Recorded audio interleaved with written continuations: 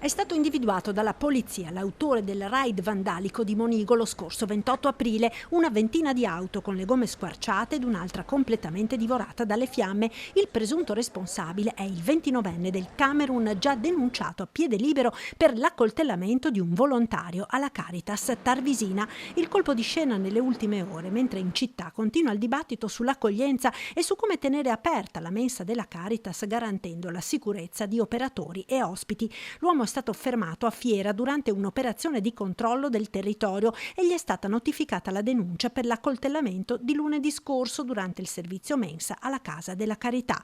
Gravi indizi lo indicano dunque come il piromane di Monigo. Altri sospetti lo vedrebbero implicato pure negli incendi di alcune suppellettili dei migranti al Parc dal Negro a fine febbraio.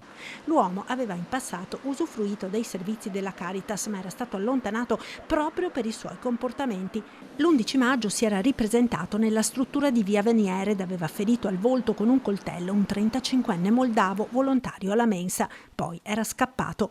Ora nei suoi confronti il questore di Treviso Alessandra Simone ha avviato il procedimento per il rifiuto del permesso di soggiorno, dato il suo coinvolgimento anche in altri episodi su cui è in corso attività di indagine. Al termine della procedura saranno immediatamente attivate anche le operazioni per il suo allontanamento dal territorio nazionale.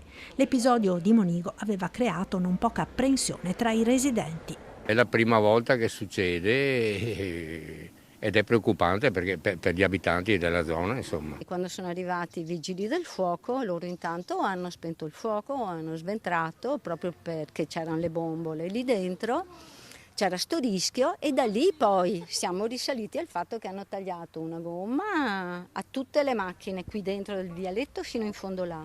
Poi ci siamo accorti che hanno tagliato le gomme, una gomma alle macchine parcheggiate davanti. Il sindaco Conte sui social ha espresso soddisfazione per l'identificazione dell'uomo. Ora l'auspicio, scrive il Primo Cittadino, è che venga fatta giustizia. I nostri cittadini meritano di vivere serenamente, senza dover fare i conti con persone che scelgono di delinquere e danneggiare beni pubblici e privati.